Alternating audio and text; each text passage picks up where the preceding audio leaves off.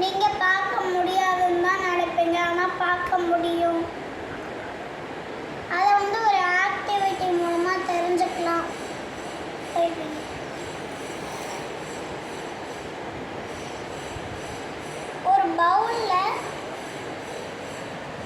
ஒரு பவுலில் வந்து மேலே டாப் கட் பண்ணிட்டு இந்த டாப்பை வந்து இந்த பவுலில் போட்டு அதுக்கு மேலே கொஞ்சோண்டு ரைஸ் போட்டு நான் இப்போ கத்துறேன்.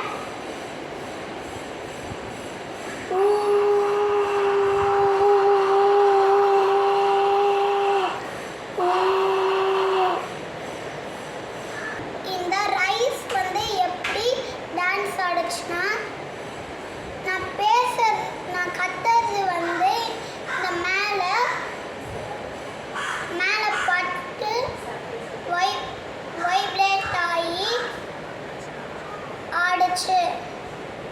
தேங்க்யூ.